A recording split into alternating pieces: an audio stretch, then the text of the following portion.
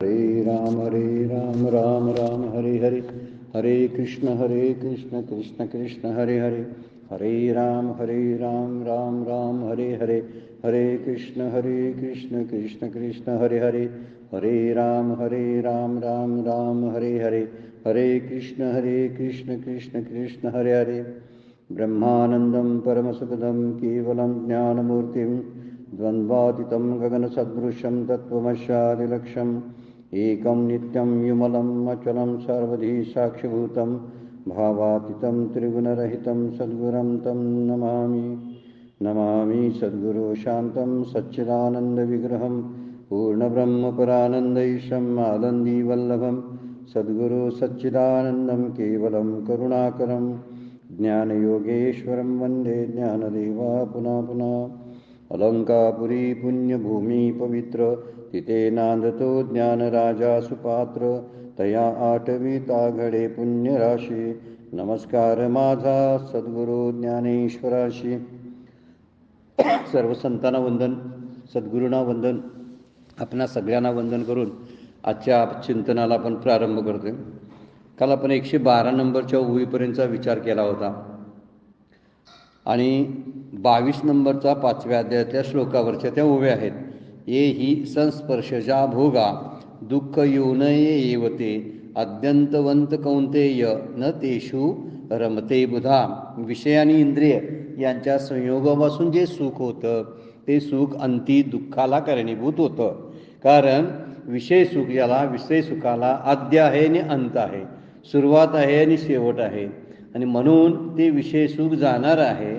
म्हणून त्या ठिकाणी शहाणी माणसं रमत नाहीत. न रमते बुधा.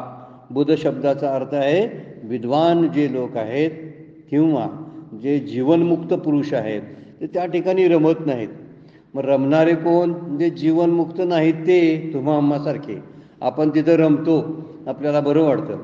पाहुण्यांच्या आत रमणं, कुठल्या तरी प्रसंग आहे, मोठा इव्हेंट आहे, फंक्शन आहे, त्या फंक्शन ठिकाणी रमणं, त्यावेळी आपल्याला कशाची आठवण नसते. अशा अवस्थेमध्ये आपण असतो. ही माणसं त्या दुःखाचा खोलात जाऊन विचार करतात. मी दुःखी का आहे? मी अज्ञानी का आहे? विषय सुख म्हणजे नेमकं काय? त्याचं स्वरूप काय आहे? असं सगळं ओळखून ठेवतात. असे ओळखून असलं पाहिजे आपण. माणसांना पण ओळखून आपण असलं पाहिजे.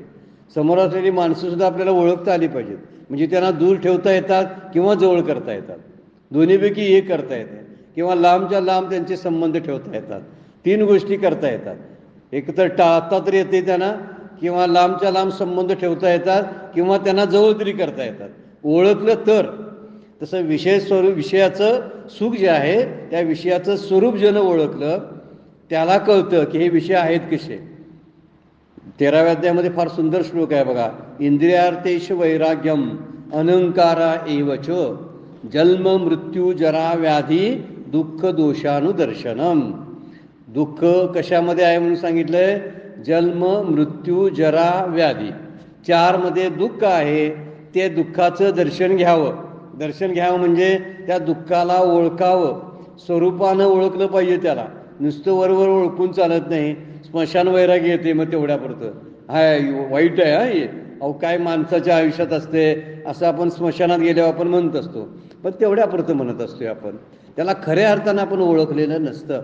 आणि जीवनमुक्त पुरुष आहेत ते त्याचं स्वरूप ओळखतात, खरं त्याचं स्वरूप ओळखतात, आणि पुन्हा तिथं रमत नाहीत. त्याचा भोग घेतात. भोग घेणं वेगळं आणि त्यात रमणं वेगळं. आपण रमतो म्हणून फसतो, आणि ते भोग घेऊन त्या भोगापासून भोक्तृत्व आपल्याला बाजूला ठेवतात. ते असं वर्णन माऊली करतात. जी आपण पे नाही देखिले तेची ये इंद्रियार्थी रंजिले, जे का जैसे रंकू आळुकीचे तुषाते जेवी.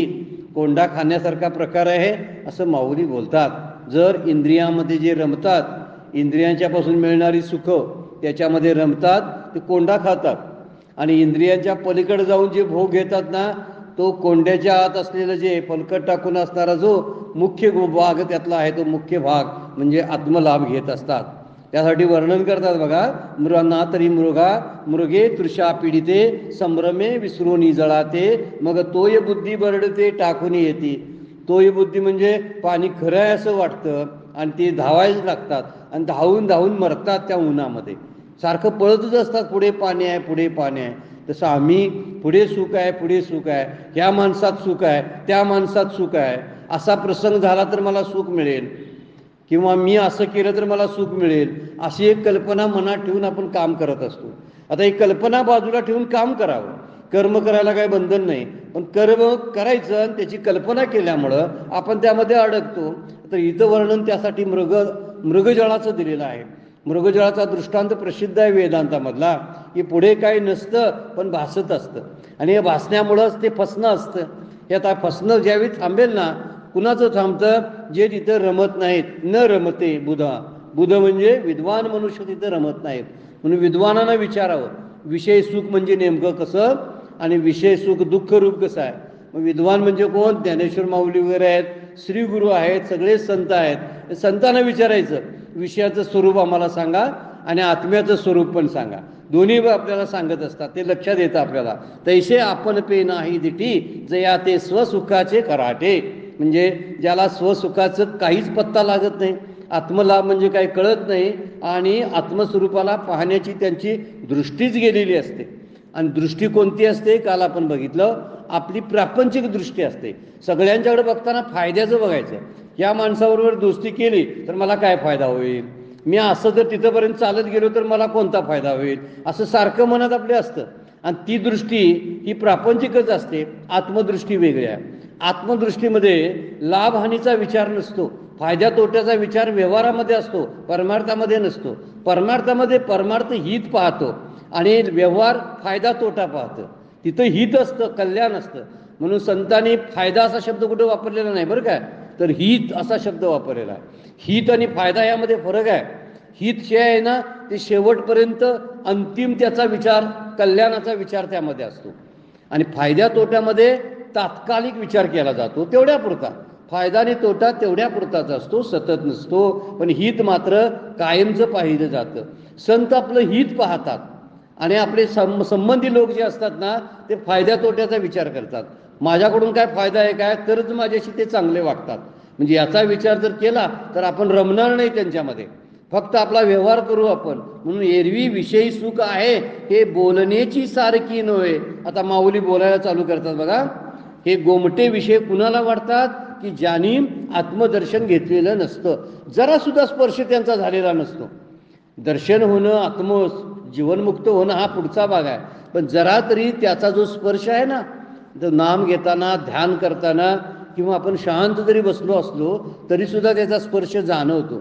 जशी वाऱ्याची झुळूक येऊन निघून जाते आणि गारवा देऊन जाते बघा.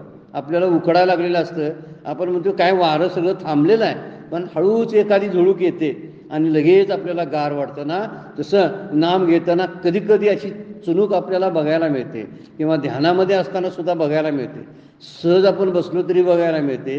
हे फक्त दृष्टी थोडीशी असना, याची दृष्टी प्राप्त व्हावी लागते, तरच त्याची ओढ लागते. हे चांगलं वाटायला लागतं आपल्याला, आणि चांगलं वाटायला लागलं की आपण त्याचा पाठलाग करेन. पण अजून त्याचा पत्ताच नाही ना, पाहिलेलं नसतं. म्हणून साधारणचा अट्टापिटा त्यासाठी करायचा. सतत अहर्निशी सदा परमार्थ करावा, पाय न ठेवावा आडमार्गी, तुकाराम महाराज म्हणतात. अहर्निश शब्द वापरला आहे, याचा अर्थ सतत झोप येईपर्यंत वेदांत शास्त्राचं चिंतन करावं. श्लोक आहे संस्कृतमधला, झोप येईपर्यंत आणि मरण येईपर्यंत वेदांताचं चिंतन करावं. म्हणजे मी कोण आहे याचं चिंतन करावं. आपण जग कोण आहे आणि त्यांचा आणि माझा संबंध काय याचं चिंतन करत बसतो, आणि त्यामुळं आपल्याला फायद्या तोट्याचा विचार होतो. म्हणून इथं माऊली म्हणतात, तयासीच विषय हे गोमटे आवडती. त्यांनाच हे विषय आवडतात की ज्यांनी आत्मदृष्टी ज्यांना प्राप्त झाली नाही, किंवा ज्यांना ईश्वराचा थोडा सुद्धा स्पर्श झाला नाही, त्यांनाच हे विषय गोमटे वाटतात. वास्तविक विषय गोमटे नाहीत. 112 नंबरच्या ओळीपर्यंत आपण चिंतन कालच्या ह्याच्यामध्ये केलं होतं. आता 5व्या अध्यायातील आपली 113 नंबरच्या ओळीचा विचार आपण करतोय. एरवी विषयी सुख आहे हे बोलण्याची सारखी नव्हे. विषयामध्ये सुख आहे हे बोलणं बरोबर नाही म्हणतात माऊली. काय विषय भोगणे तर दूर राहो, पण विषयात सुख आहे असे बोलणे देखील योग्य नाही. त्याच्यात सुख नाहीच, पण तरी त्याच्यात सुख आहे असं बोलणं सुद्धा चुकीचं आहे म्हणतात. तरी विद्युत स्फुरणे कान पाहे जगा माझी. फार सुंदर दृष्टांत दिलाय बघा विजेचा. जी ढगामध्ये वीज चमकत असते ना, त्याचा दृष्टांत दिला. काय म्हणतात, विजेच्या चमकण्याने जगात उजाडत नाही कधी.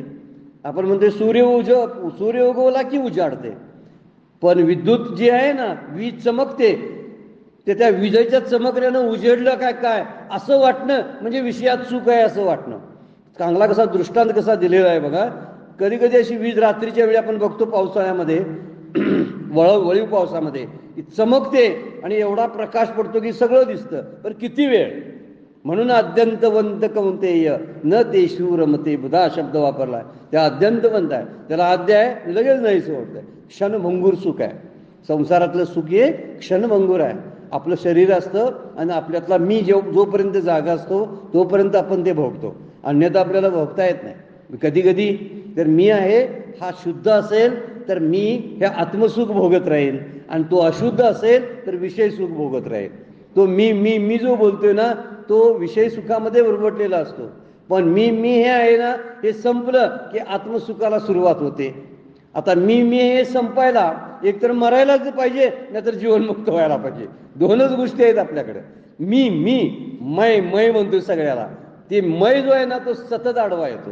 आणि जब मैं था तब तू नहीं था, अब तू है तब मैं नहीं.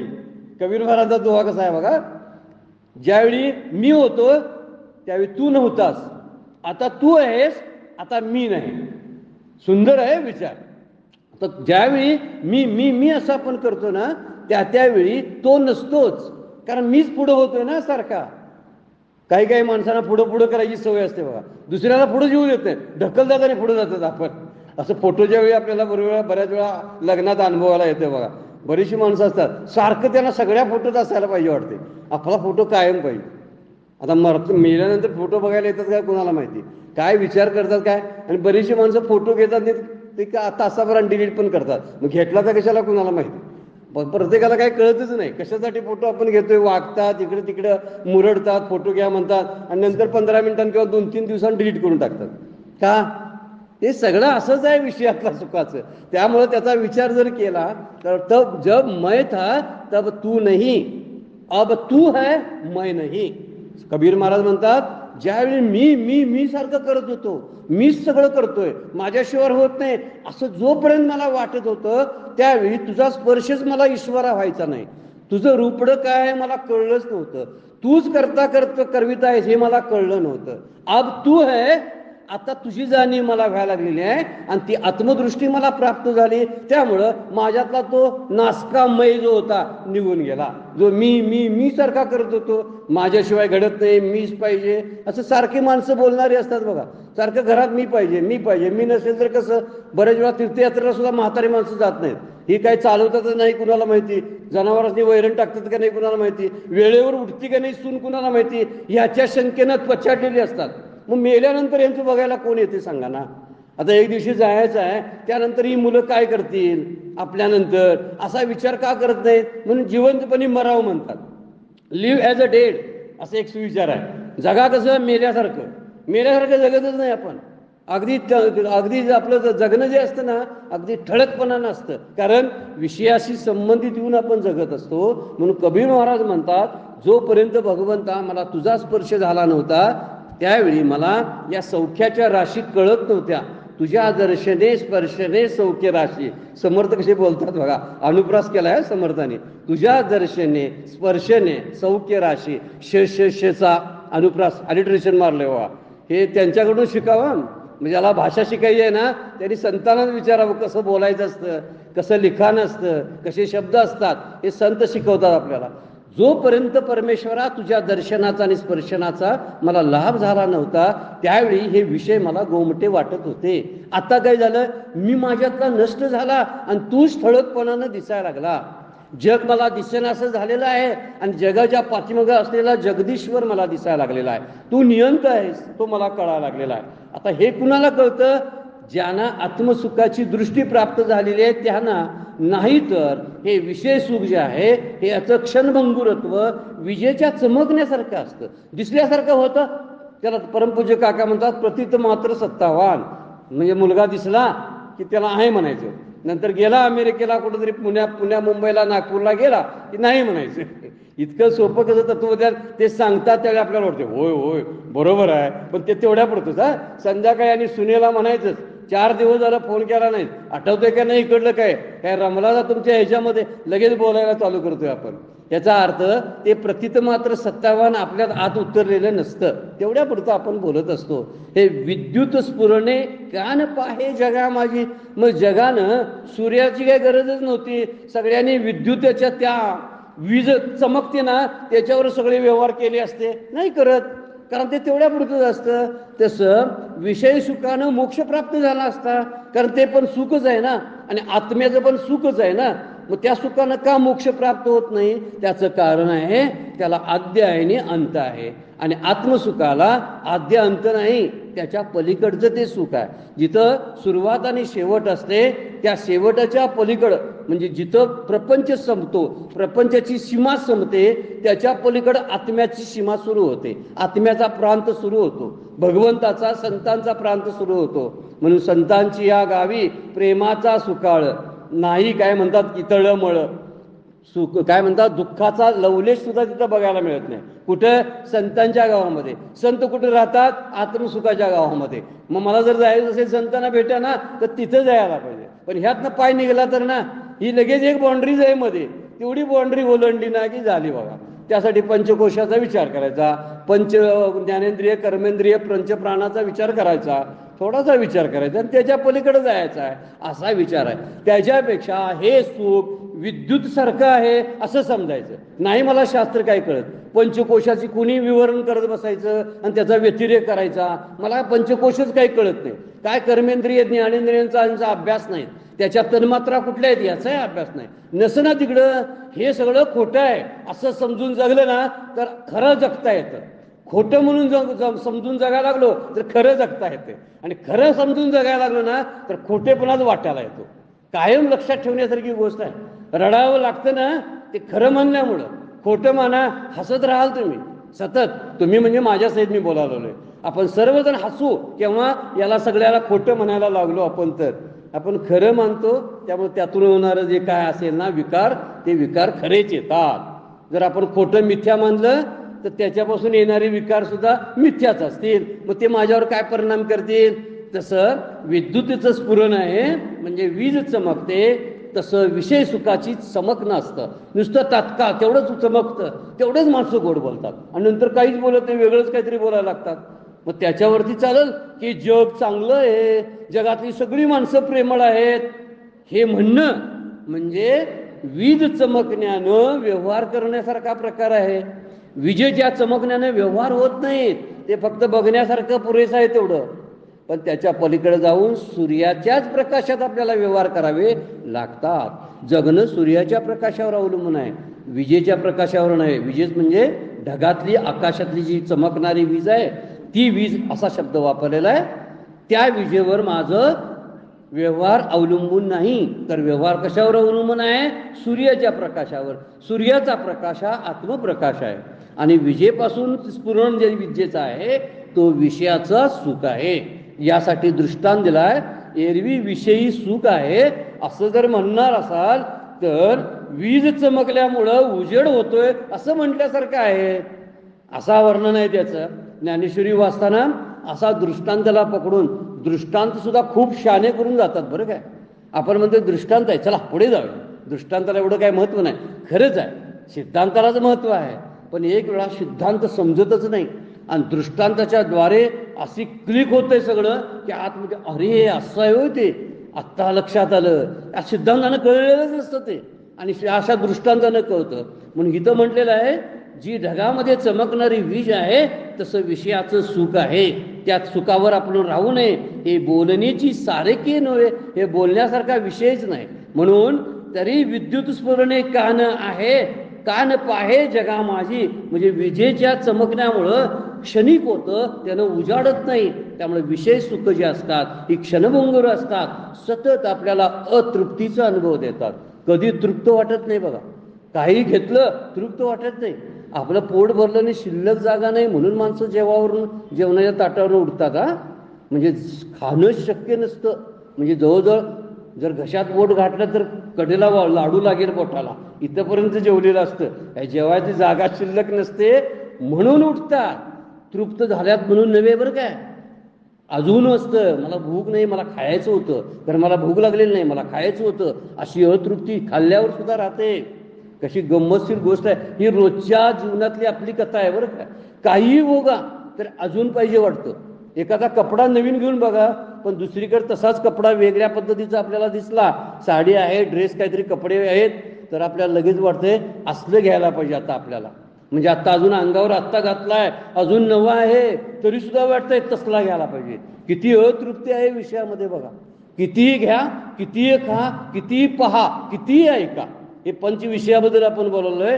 शब्द, स्पर्श, रूप, रस, गंध याचा कितीही अनुभव घ्या तर त्याला तृप्ती येत नाही, जसं विजेचं चमकणं आहे तसं. म्हणून आत्मसुखाची प्राप्ती त्यात विषयात सुख आहे, म्हणजे वीज चमकण्यासारखं आहे, तर सतत अतृप्तीचा, सतत उणीवाचा, खराटे शब्द वरच्या ओळीत वापरलाय.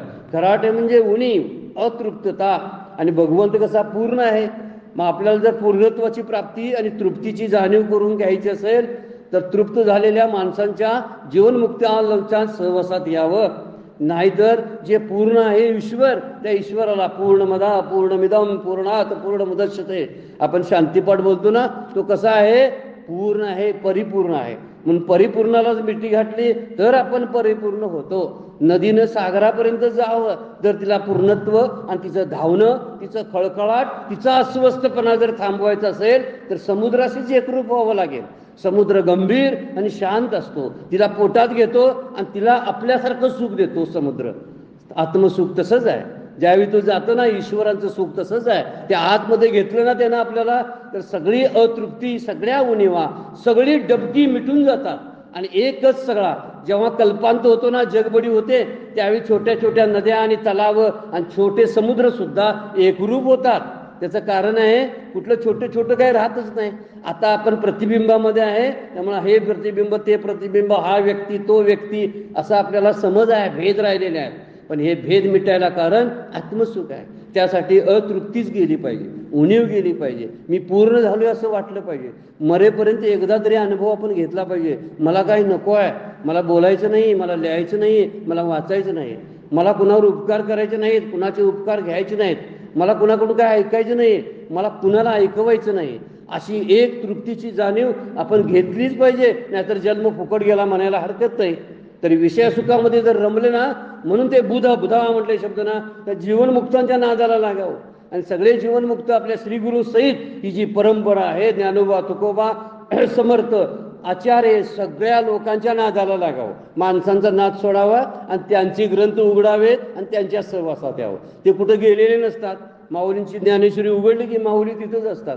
कुठं शोधायला आळंदीला पण जावं लागत नाही. आपल्या घरातच बसून ते आपल्याला कळायला लागतं की ते माझ्या जवळ आहेत असं. म्हणून त्यांचा सहवास, कारण ते पूर्ण आहेत, ते तृप्त आहेत, समाधानी आहेत. आणि म्हणून समाधानाची जाणीव करून घ्यायची असेल तर आत्मसुखाशीच एकरूप, आत्म्याशी एकरूप व्हायला लागेल.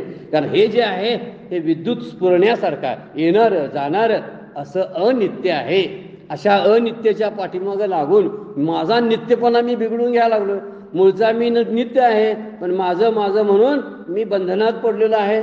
बळी झाला बद्ध, काय ना काय माझं माझं म्हणतो, तुकारामाला अभंगच आहे ना, म्हणून झाला बद्ध झाला म्हणतात. घेऊन या छंद माझे माझे, म्हणजे मुक्त होता परी बळी झाला बद्ध, घेऊन या छंद माझे माझे. मूळचा मुक्त आहे, नित्य आहे, अनित्याच्या नादाला लागला विषयांच्या, म्हणून तो सुद्धा अनित्य ठरला. म्हणून मी मरतोय असं मला वाटतंय, मी मरायला लागलोय, मला आता मी जाणार आहे असं जे वाटतं ते अनित्याच्या नादाला लागल्यामुळं. जर नित्याचा नाद केला तर तेच जात नाही, मग मी कसा जाईन सांगा बघू. हा मुद्दा फार महत्वाचा आपण विचारात घेण्यासारखा आहे. विद्युत स्फुरणाचा दृष्टांत एवढा छोटासा दिलाय, पण चिंतन केलं तर खूप चिंतन होऊ शकते आपलं. म्हणजे जास्त ओव्या सुद्धा रोज वाचायच्या नाहीत, अगदी कमी ओव्या वाचायच्या आणि चिंतन खूप करायचं.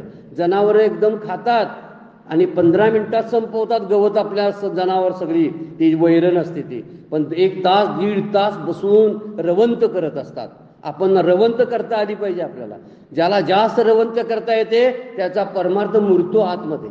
म्हणून चिंतन करायची सवय. चिंतनापाशी काय म्हणतात ना, समर्थांचं बोलणं आहे ते, की तिथं देव, मननशील लोकांपाशी देव असतो, तिथंच असाल तो असतो. म्हणून मननशील आपण असलो पाहिजे, चिंतनशील आपण असलो पाहिजे. 10-20 ओव्या किंवा आज 100 वाचल्या, उद्या 900 वाचल्या, तर आता मी ह्या महिन्यात ज्ञानेश्वरी संपवली, त्याला अर्थ राहत नाही. काय संपत नाही ज्ञानेश्वरी, आपण संपायला लागलोय. आपल्याला वाटते ज्ञानेश्वरी आपण संपवा लागलोय, संपत नाही ज्ञानेश्वरी. संपेल केव्हा, आपण मुक्त होईल तेव्हा, त्यावेळी ज्ञानेश्वरी बांधून ठेवायची मग. आणि मग काय करायचं नाही, मग नुसतं गप्प बसायचं. मौज में रहो, एक संत बोलतात, मौज में रहो. मौज में रहे ही फार महत्वाची गोष्ट आहे. मजेत राहा, पण ते म्हणतात मजा करू नका.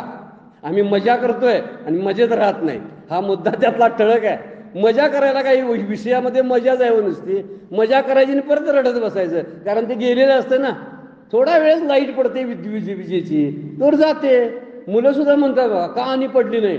बाबाला म्हणतात ती वीज चमकते, अजून कुठं आली नाही, वेड्यासारखी बडबडत असतात ती. अजून लाईट, अरे त्याला लाईट नसते, तेवढ्यापुरतंच ते चमकतं.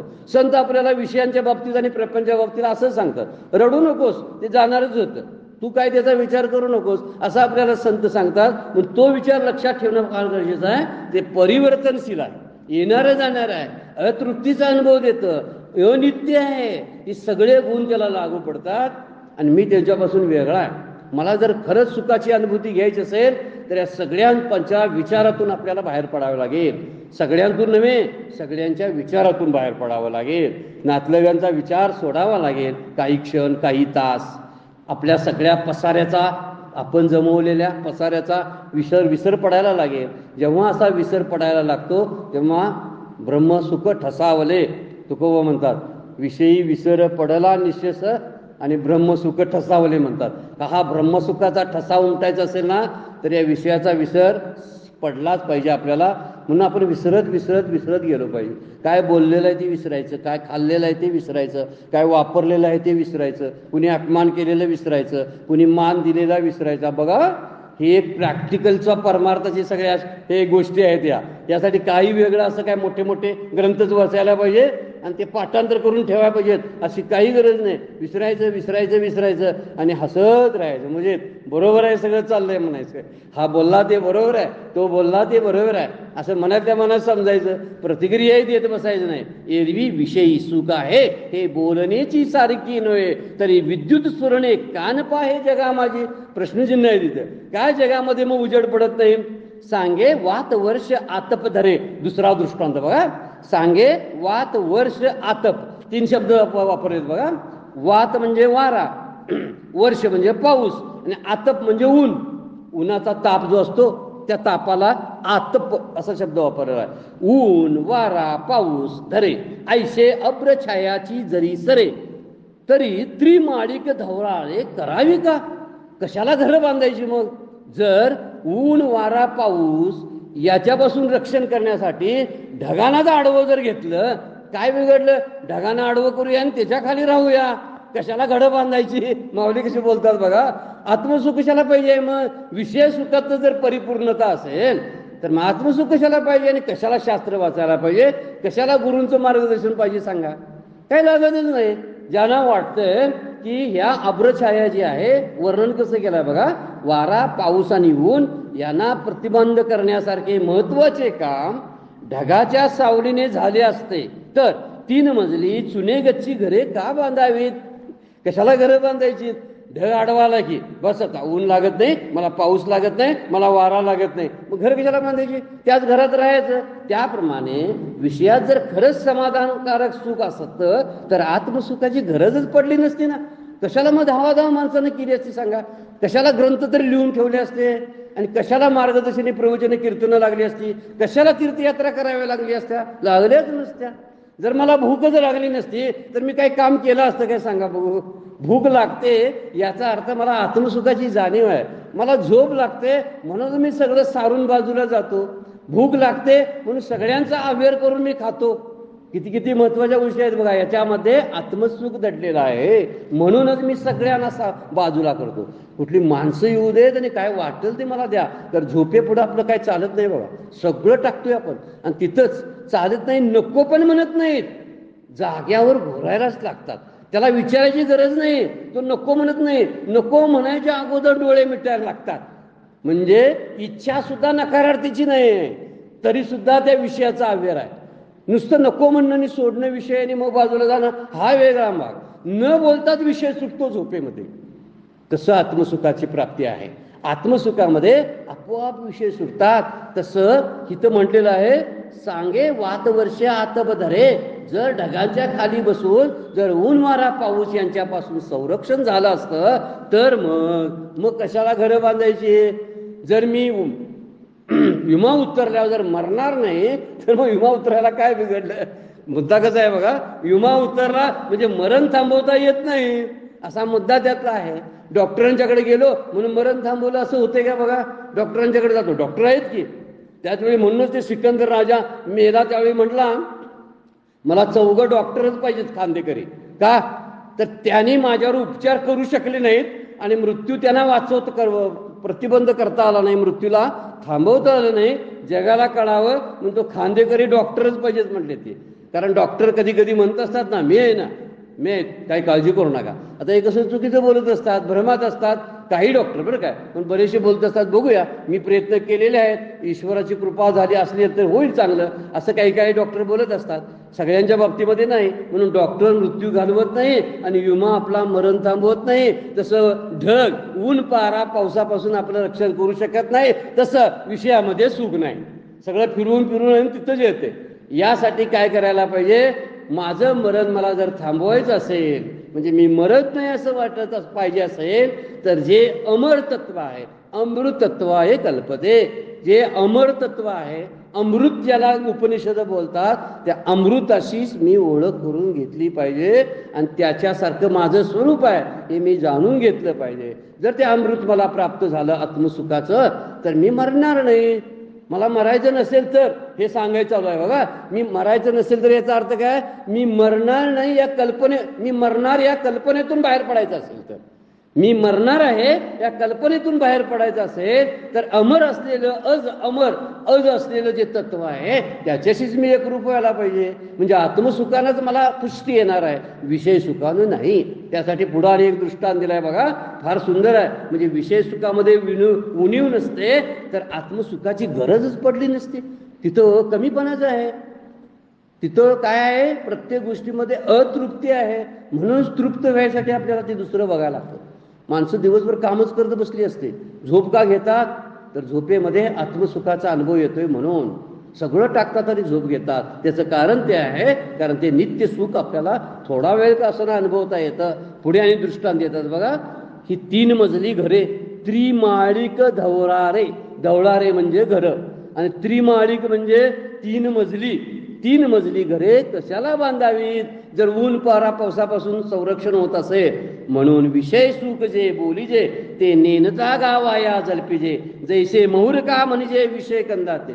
म्हणजे काय म्हणायचं, त्या विषयाचा कंद आहे त्याला म्हणायचं महुर आहे. महुर शब्दाचा अर्थ आहे हे मधुर फळ आहे. महुर म्हणजे मधुर फळ.